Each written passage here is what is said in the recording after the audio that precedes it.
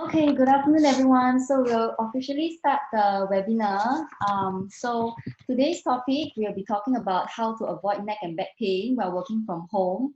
And I'll just give you a short introduction about myself first before we start. So my name is Chloe, and I'm currently working at Balancecore Physiotherapy Center. So prior to that, I was actually at a public hospital for about 3 years. And in my practice, I actually see a lot of neck and back pain conditions, ranging from acute to chronic pain. And I realized that a lot of pain are actually related to a certain posture.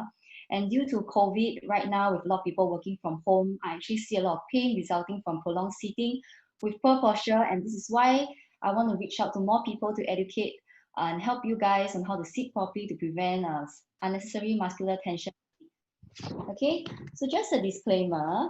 Today, this webinar will be recorded, and if you do find some tips useful and you want to learn more from us, you can always follow us on our Instagram at Balancecore Physio. And at the end of the webinar, we'll have a Q&A session. So if you do have any questions, you can leave it at the end of the webinar, whereby you can either type on the chat box or the comment box in Facebook Live or at Zoom, and then I will answer accordingly.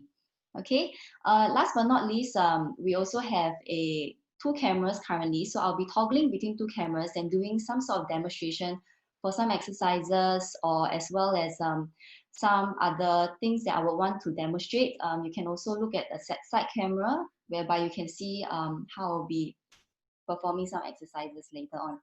And lastly, just do participate, experience, so that you can get the most out of this webinar and have fun. Okay?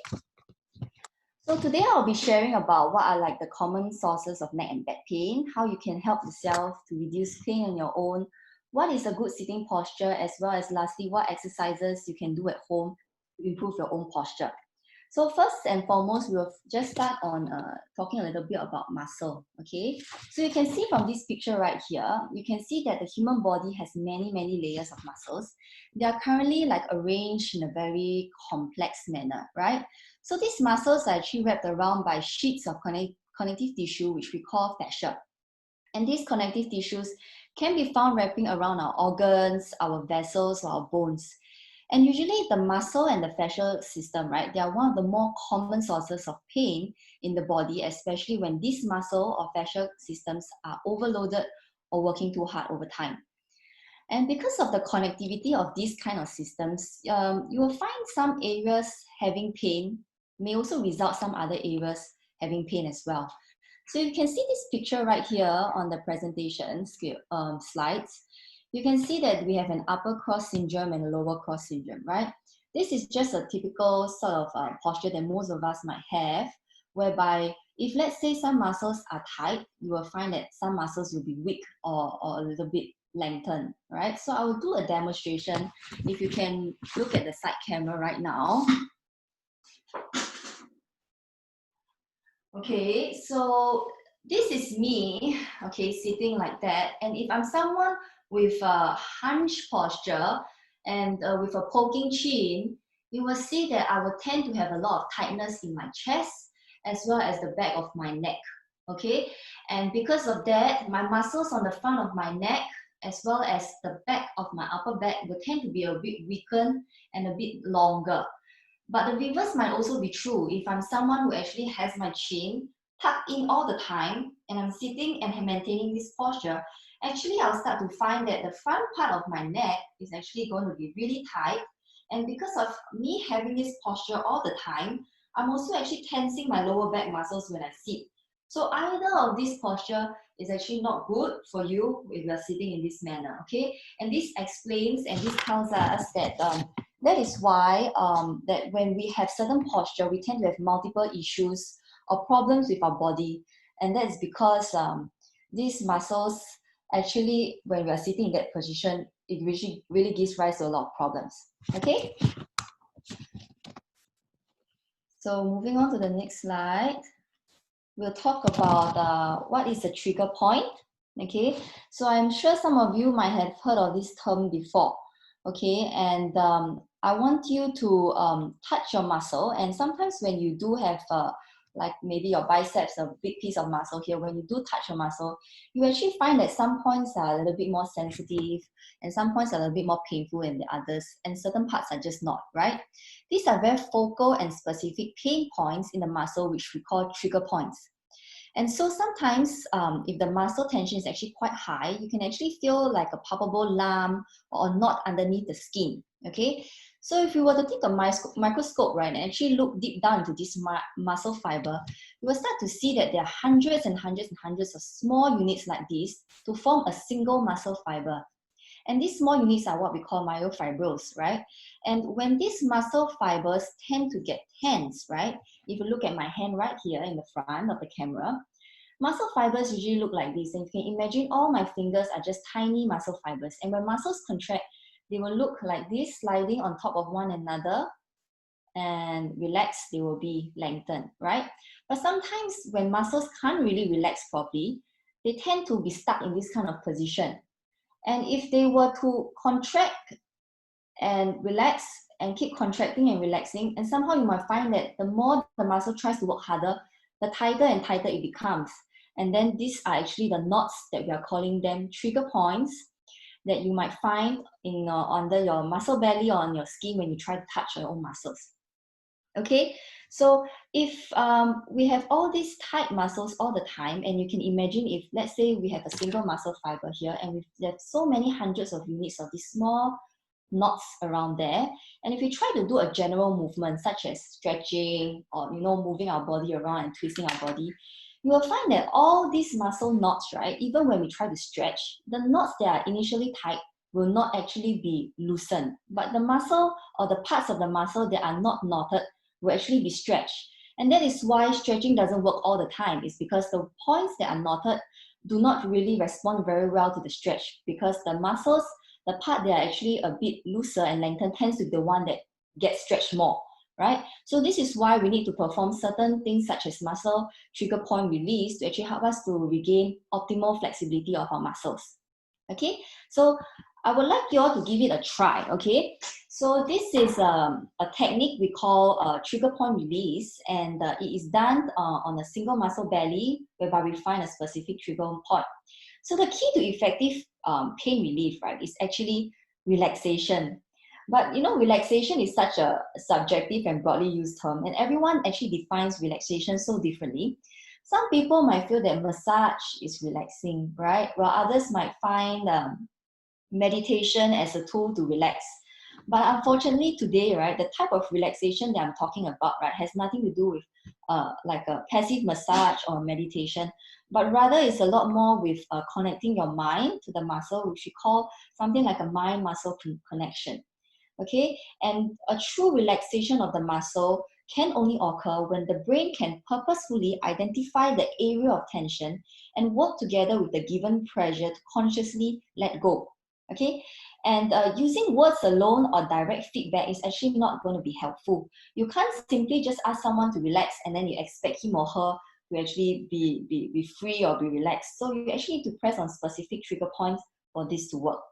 So let's all give it a try. I will just start to release the trigger points around the neck region, okay? So if you can get 2 of your fingers over here, and I want you to just gently press around the neck and your shoulder region, around the side, or the front, or even on the back of the neck, any areas that you usually find pain in, okay? Just use the same kind of moderate, consistent pressure, and you start to find, how come there are really some areas that a little bit more sensitive or a bit more painful than others, right? So around all the areas that you find there are more painful spots, I want you to search for the point that is the most painful out of all, okay? So let's say around my neck here, I find that it's quite tense. So I'm just going to press gently, and I find that, okay, this area here is more tender and more pain than anything else. So I'm just going to maintain a constant, moderate pressure, okay? If the pain you are feeling in a pain score of 1 to 10, 10 being the most painful they've ever felt in their life, and 1 being a moderate mild discomfort, if the pain is about 3 upon 10 when you're pressing onto the muscle, I want you to give a little bit more pressure onto the muscle to make sure that you can feel about a 5 to 6 upon 10 around the area, okay? So here's where the magic comes in, right? If you were to hold on onto the pressure, and just visualize like your tough muscle thawing like a frozen meat or something like a butter melting on a hot pan. Those kind of mental visualization. Slowly breathe into your tummy about 5 times to 6 times, and then slowly release the pressure. Try it for a few seconds and see how do you feel now. Do you notice that the pain has reduced? If you do find that, then it means that the muscle is able to relax. But if you do find that it is difficult to relax, it's probably maybe because you might be a little bit nervous about the pain. So really focusing on the mental visualization and helping you to actually focus on just breathing in and out will actually help the muscle to relax a little bit easier. Okay? For areas that are a little bit harder to reach, right? You can try to be a little bit creative. We have a lot of tools like a trigger point, trigger balls, foam rollers. They can actually be used to help us to relax our muscles. So the same concept apply.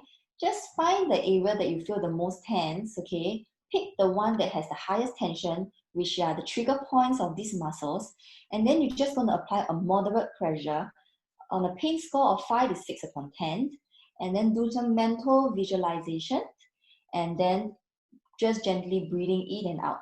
It's really that simple, okay, to relax the muscle. But of course, there are also times whereby you just find that the pain just can't go away, right? And that is because when something is more complex, also because of the chronicity of your pain, sometimes it just can't be simply managed by a simple muscle release. And whatever you've done could have just sort of given you a temporary comfort or relief, right? Because if you can see from the picture here, if we have our pelvic tilted, it will actually have an impact on our lower body and our upper body, right? And that's because our body is quite smart in a way, right? It will always try to compensate so that we will always remain try to be balanced and always have our head upright. And this is just like a survival instinct for us. I'm not sure if sometimes, maybe when you're walking the street, you do see some elderly, with a really hunched posture like this. And somehow, even though they look so hunched, you can see that they are still trying to look up with their head, trying to still lift up, right? And that's just our natural instinct because we still want to be able to look forward and have our head vertical. So that is why no matter the position of our spine, our head will still compensate to keep looking up. And because of all this compensation, things just keep accumulating and kind of hiding all those problems that we have, even though we might look very straight and very nice, but deep inside, actually, we do have a lot of tension or compensation going on, okay?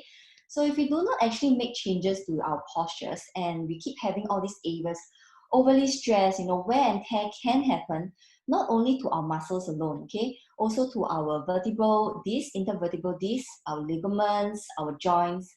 As you can see from the picture, we have 7 bones in our neck region. So when wear and tear happen to all these structures around the spine, nerve irritation can occur.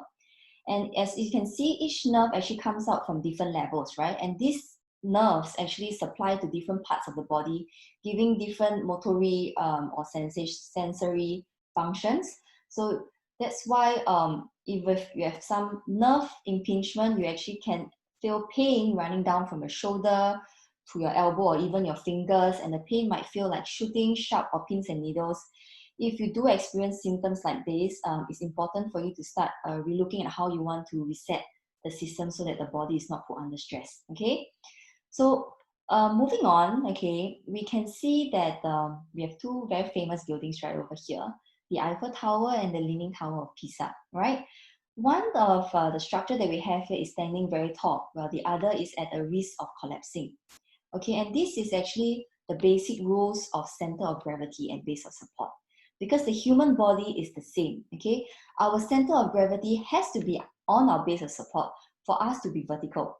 So let's just use a simple analogy, right? If you can look at my front camera over here, I have a pen with me, okay? This pen is vertically structured, right? It's very straight and it's vertically structured. If I have a load onto the pen, and no matter how much I try to push the pen, how much force it is, the pen doesn't break or it doesn't falter, okay? However, if I were to let go, okay, the pen will fall, right? The pen will only fall if it's not vertical. But if my hand at the bottom is relaxed and it's not holding onto the pen, it definitely will fall. But if my hand is actually holding onto the pen all the time, even if the pen is not vertical, it actually still stays rather straight, right? So right now it is stable because I'm actually holding onto the pen. But the problem is once I'm holding onto the pen, the muscle and my hand just cannot relax or let go. Because if I do let go, then the pen will fall. And that means that my hand has to always be working hard just to maintain the structure and vertical position of this pen, right? And if let's say this pen is not vertical to begin with, and I'm always holding onto this pen, and if there's additional load onto this pen, then my hand has to work even harder to kind of resist the force that's coming from this pen. Okay, so that means that if you are generally vertical to begin with, then the muscles that are holding you, your legs, your calf muscles that are holding you, generally they can relax. But if you're someone who's already not vertical, right, you're a bit slanted like that, or maybe your bones are not vertical aligned, then you always have to have muscle tension working very hard to hold you in place.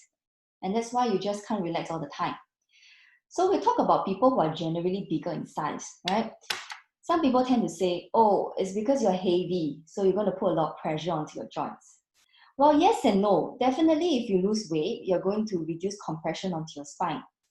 But however, if the your center of gravity is not on the base of support, then no matter how much weight you lose, you will still be able to feel that you're still putting a lot of pressure and load onto your joints. Okay? So the next thing I want to share about next is also this concept of neutral zone, right? So imagine you're like holding a wine glass and there's a marble ball inside the wine glass, okay? So if you want to make the marble ball move from one point to another over here, you will feel that it's quite easy because you just want to shake the ball a little bit. The ball can move with very little force and very little control is required.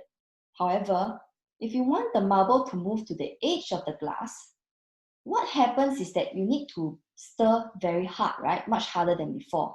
And you also need to maintain a consistent force and control for the marble to always stay at the edge of the glass. And this is just an analogy because our body is also something like that. Your joints are basically the marble, right? You want your joints to be in the center of the wine glass all the time. And that's because if your joints are within the central 50% range, then the muscles surrounding actually do not have to work very hard to support that position. However, if your marble ball wants to be always out at the boundary or the periphery of the wine glass, then you always have to work very hard to keep swirling just because the marble is not in the center. So the muscles always just have to work a lot more just to maintain the ball or the marble to be at the edge of the wine glass.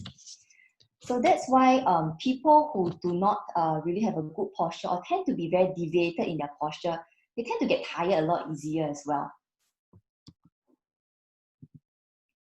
Okay, so in this picture, right, we can see the spine from the back view is actually a straight line. And you can see from the side view, there are very different curvatures at different areas. So these curvatures are normal. They needs to be there for the structures to be in place. An ideal posture will either maintain these curves but not increase or decrease them. But if I can bring your attention to the bottom of the spine, right, you can see right at the bottom of the spine, we have the pelvic bone, okay? The pelvic bone is actually the foundation of the spine. If your pelvic bone alignment is not ideal, it's either too far forward, too far backwards, or rotated, then the spine will also be affected in that manner, okay? When things are actually loaded in the right way, right, the disc in the middle will equally take the load of the body. But however, if you are more deviated to one side or another, you always find one side will be tightened or compressed, but the other side will be a little bit lengthened, and sometimes because of that pressure, the disc will bulge out to the other side a little bit more. And that's when you hear common conditions such as slip disc or prolapse disc is when actually the fluid in the middle of the disc actually escapes to the boundary of the disc, causing you to have nerve compression or nerve irritation. Okay, so since we are talking a lot about how inappropriate loading can cause us to have all these kind of wear and tear in our body, in our not only our muscles, our discs, our ligaments, in our joints, right? Now we start to look at what are the common errors of people that are sitting that are causing all these issues. Okay, so we look at the picture on the left, the first picture. Okay, just take a quick look at it, and just have a think. What do you think is the error that this subject is having that is causing him to might potentially have any issues in the future? So you can see that actually in this position, his head is actually a bit too far forward, right?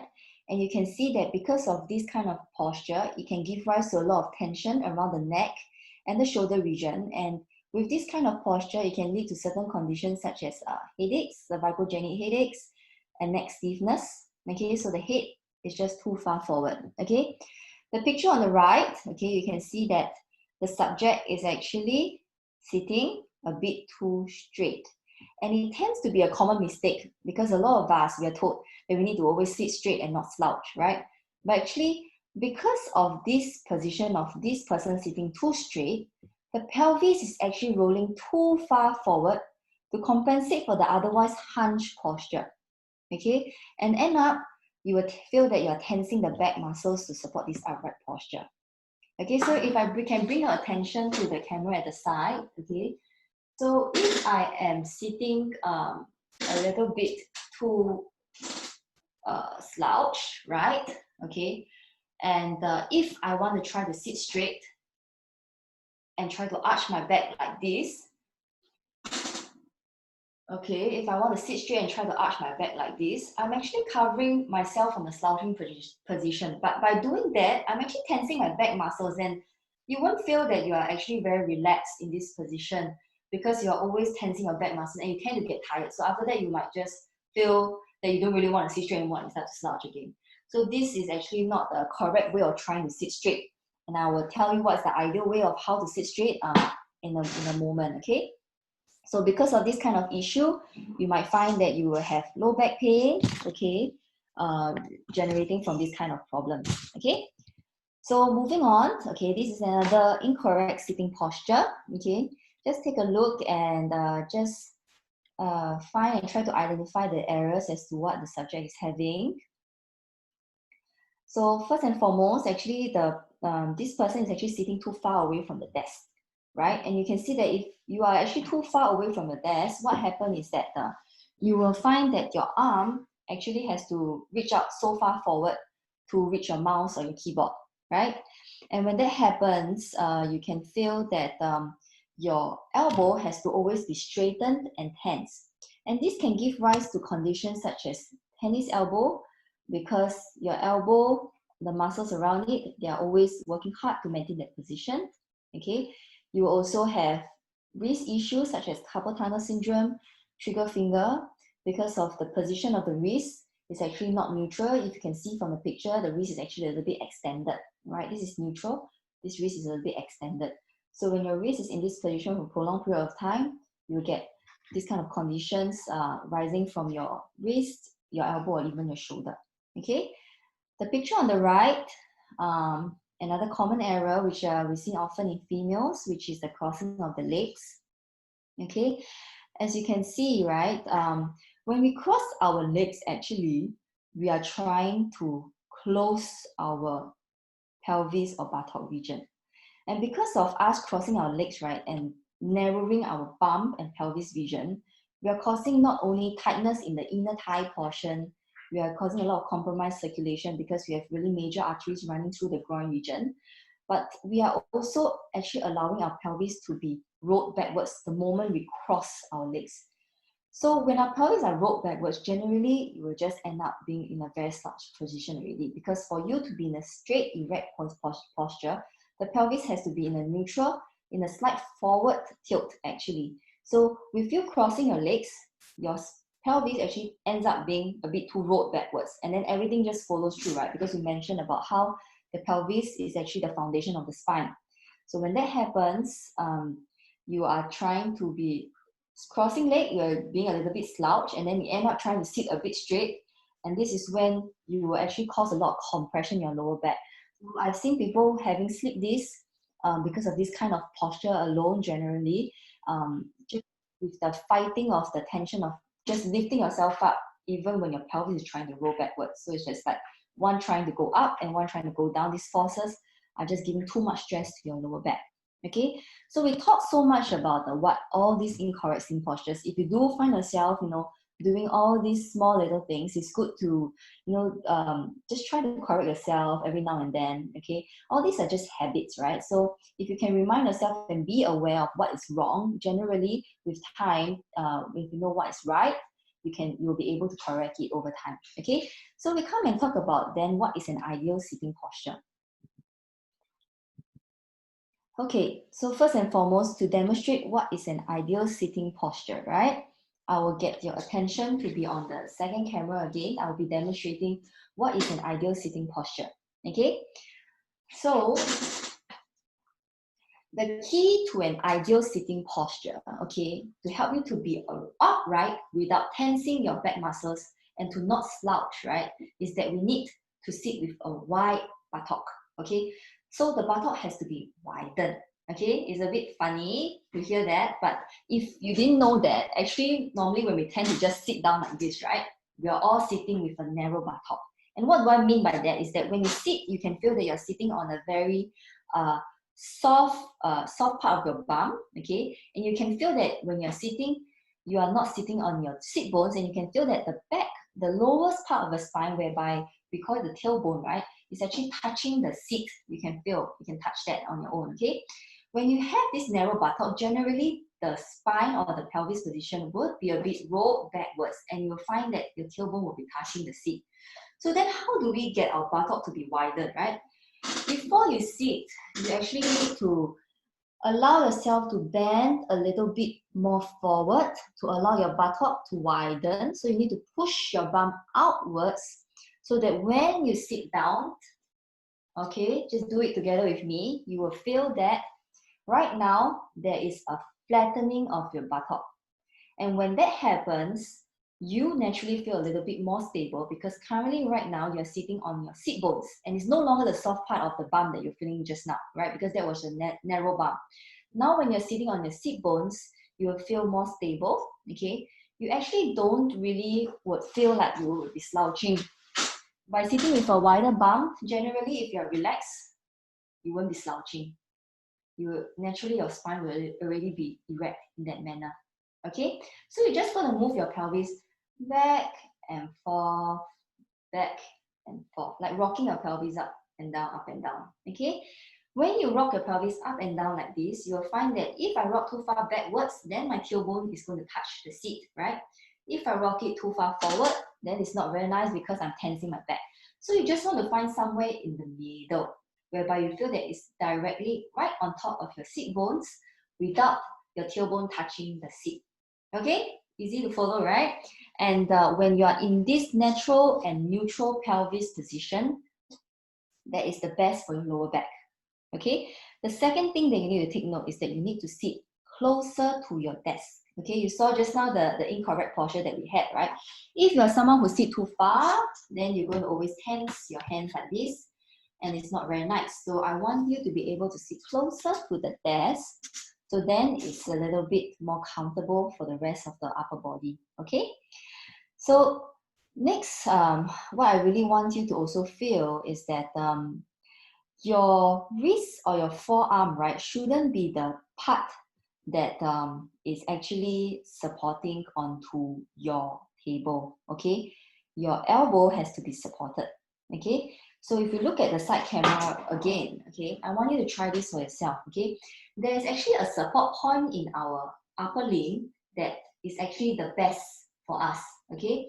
So if you can actually get your upper limb to be supported somewhere in the front of the elbow, about 5 centimeters, that is actually the best support for the whole of our shoulder. If you get your other hand to do a bit of demonstration to help you, right? If I put my hand on my wrist this way and I allow this part of my body to be relaxed, to be falling onto my hand, then I will find that actually I still feel that I need to work a bit harder to lift up my hand. If I shift this point of support to my elbow, it feels a little bit better, but I still feel that my shoulders has to work hard to maintain that position. But if I can shift this support point to 5 cm just forward of the elbow, you can find that in this position, the upper limb is actually very free to be moved around, and you'll find that your shoulder actually doesn't need to be elevated or holding unconsciously to support this position. And this is very crucial because as long as the support point is not in this area of your upper limb, you will always find that you get tension on your neck and shoulders because you're always having to hold yourself up unconsciously in this manner. Okay, so that's the fourth point. And last but not least, okay, do not sit too straight up. Don't try to be straight because actually this kind of posture is very common. Even though I'm sitting very straight now and I look like nice or straight to begin with, I'm actually using my lower back so much, okay? And I want you to be able to lower your chest down, okay? In fact, this is not a slouching position. This is a very relaxed position for your upper body. If you have forgotten how to relax, then you can try to do a sigh. So you can do something like this. And with that sigh, you can feel that your upper body is a little bit dropped or collapsed, right? And that is actually the most relaxed position for your upper body to be in. And because of you being in this position, right, you are actually able to breathe in into your abdomen.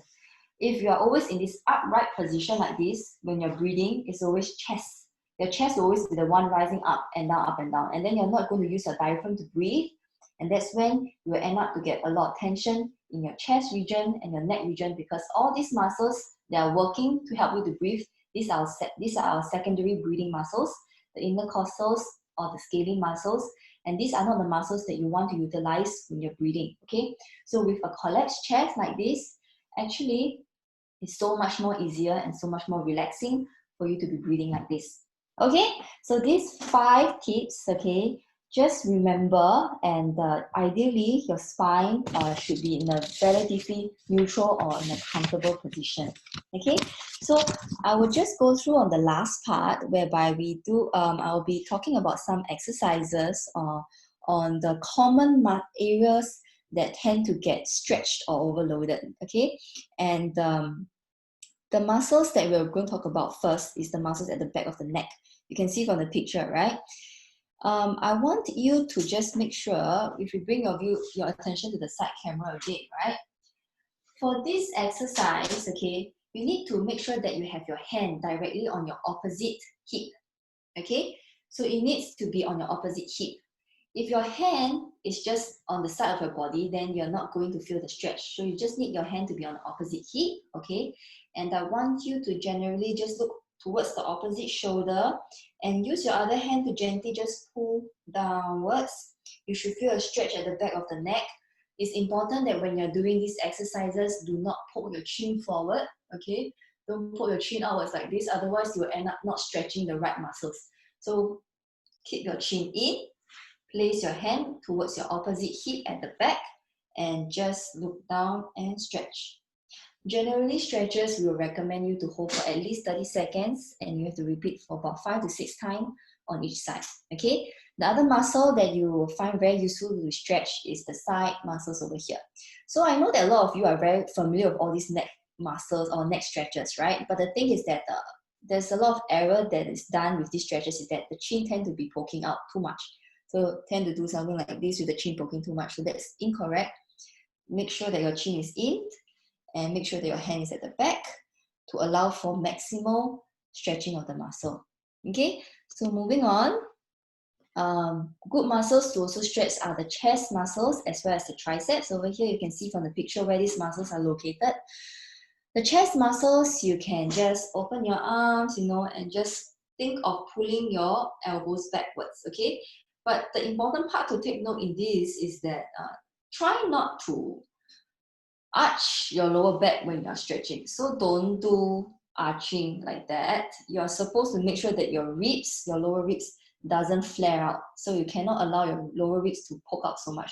Your lower ribs actually has to be in line with your body and you are merely just pulling your elbows backwards to stretch your chest, and you should feel a pull here, okay, and nowhere else.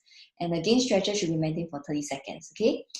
Tricep is similar as well, okay? A lot of people tend to stretch your triceps like this, okay? And then you tend to arch your body and stretch like this. This is incorrect because you don't actually get the good stretch of the muscle here. So lowering of the body would help, and pulling of the arm would be ideal to stretch the muscle to its optimal length, okay? So these are just some very common stretching exercises that we see that people are doing often, but they're not doing correctly. Okay, so stretches for your trunk are also important, okay, because we're sitting on the desk for so long, okay, all these muscles tend to get tight. So trunk rotation stretch, right? Naturally, you would want to stretch like that by twisting your body, okay? If I can bring your attention to the side camera, yep, here. When you're doing a trunk rotation stretch like this, right, you should feel the stretch on the sides of your trunk. But the common error that people tend to do is that when they are stretching, they also arch like that. And then they try to twist and arch and they do this. What is incorrect about this is that you tend to feel the thing is lower back. And that's not right, because we want the twisting or the movement to be more in the upper back, which is the thoracic spine region. This is the region where people tend to be more stiff in. Okay, so make sure that you're not arching when you're twisting. Okay, make sure that again your chest is lowered and you are just twisting in this position, so you can feel stretching on the side of your spine as well as movement in the upper back. Okay, and the same for trunk side bending. Okay, do not arch when you stretch. Always allow the ribs to be lowered and then pull to the side. Okay. Okay, and then we're coming to the lower limb stretching exercises. Very, very important muscles to stretch are your hamstring muscles, okay? So stretching of the hamstring muscles is really easy. A lot of people tend to have different variations to stretch the hamstring muscles. But for the hamstring muscles, it's really important that when you bend forward to stretch, you do not slouch. If you slouch and stretch, you might not feel the full length or the full stretching of the hamstring muscles. So always try to maintain bum pushing backwards, widening of the bum to really feel the full stretch of the muscle. Okay, so this is a little bit different. This one, you need to actually push your hip backwards and widen your bum to feel the hamstring. So don't stretch in this position like slouching and then try to pull like this. Yeah, this is a wrong or incorrect way to stretch your hamstrings, because when you do something like this, you will feel the stretch is more at the lower part of the hamstring or the calf. But if you were to push and sit a little bit upright and bend with a straight vertical spine, you will find that the stretch is a little bit higher, closer to your hip, okay? And that's where you want to focus the stretch on. The other stretch that you can do is we call a piriformis stretch, okay? This muscle is found very deep within our bum region. You can put in the cross-leg position like this, okay? Again, for all hip stretches, you cannot stretch in a slouch position. If you stretch like this, you won't get the best out of the stretch.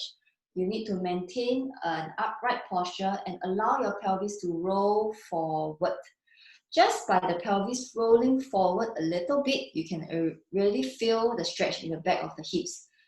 And this will be a very good stretch for all the back portion and the muscles of the hip joint. Okay? And last but not least, we have the hip flexors, very powerful, very big group of muscles that are commonly contribute to low back pain. Okay? So to stretch the hip flexors, right, you will need to actually be in a semi-lunge position, okay? In this semi-lunge position, just let me adjust a little bit. Yeah, in this semi-lunge position, right, again, for this posture, okay, you should feel a stretch in the front of your thigh over here, okay? But what is actually done wrongly most of the time is that people tend to arch like this and then they just feel that the back is tense. To optimize and feel the most out of the stretch in the front, you actually need to squeeze your buttock a little bit and come into what we call a posterior pelvic tilt, whereby your pelvis is a bit rolling backwards. When you do roll your pelvis backwards a little bit, you can really start to feel there's a stretch in the front. So that's the key point for the stretch. If you are always in this pushing forward position, actually you wouldn't really feel much in the front, okay? So just squeeze your bum a little bit so that you can feel the stretch in the front. To add on or increase the stretch, then you can do things like bending away from the leg or bending away to the other side, okay? So these are a few great stretches that I find really useful to help people with who are sitting in the desk for a long period of time. And of course, the stretch will be performed 30 seconds each time, 5 to 6 times on each side. Okay, you can do it for multiple times in the day, morning, you know, afternoon, night. If you're spending long hours in front of a desk, it's always good to do it multiple times in the day. Okay, so here comes the golden question. Okay, so when should I seek professional help?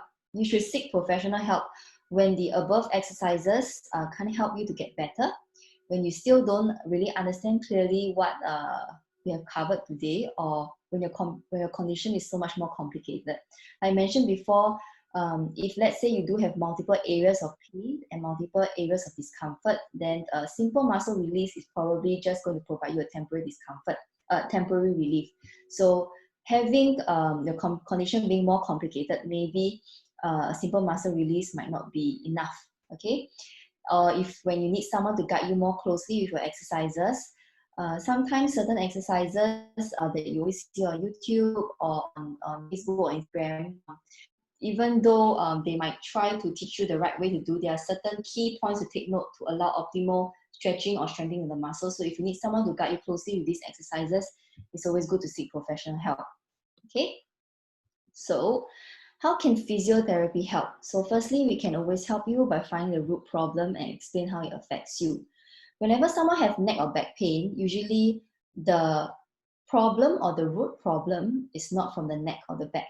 The root problem is usually from somewhere else, because the neck and the back are actually the victim. They tend to get overloaded, tight or tense, okay, or having wear and tear in those areas because there's something that is not moving so well, or something that is a bit stiff, that cause those areas to work more or move more, and thus causing wear and tear. Wear and tear is basically just friction, right? Is talking about joints being always under pressure, always having friction, always loaded. That's why we call wear and tear or degeneration, right? So all these areas that you are using too much, that have wear and tear, is because some other areas are not actually moving. So that's a compensatory strategy, right? So we can help you to find a root problem and explain how it affects you. What we can also do is just help you to, you know, rebalance your body a little bit through hands-on technique, and also help you to prevent relapses, which is really important because permanent solutions needs to happen. If just by symptomatic relief, muscle release tension alone, it actually doesn't work that great. Okay, it helps a lot if you are really active in the terms of like trying to do exercises together, as well as changing your habits. Okay, habits play a huge role in how much pain you have. If you do have a bad posture and a bad habit, and if there's someone who still continues to do that, then of course the problem is much harder to treat in that way. So by understanding what is the right posture and what is good and what's bad, is always good for you, because now you will be able to know how to better optimize your posture when you're sitting. Okay, so yeah, so this is where we're located at. For those of you who don't know, we are located at Novena, near Novena MRT station. And you can always contact us should you have any inquiries about our treatment process, or how do we get to help you with your condition. If you want to know more about our treatment approach, you can always visit our website at www.balancecore.sg, and you can learn more about us from there on. Okay. So here are some take-home messages that I want to share and want you all to remember about. I will be leaving the last 10 to 15 minutes for Q&A. So if you do have any questions, feel free to type in the chat box or comment box, and I'll answer them. Otherwise, if not, then thank you all for coming to this webinar today. I hope you have learned a few tips that you can take away with. And always remember that a habit is something that you are used to for a long period of time. So to change the habit, you must first be aware of it. So as long as you understand what is good for you and what is not, you can always take the effort to change for the better. Thank you.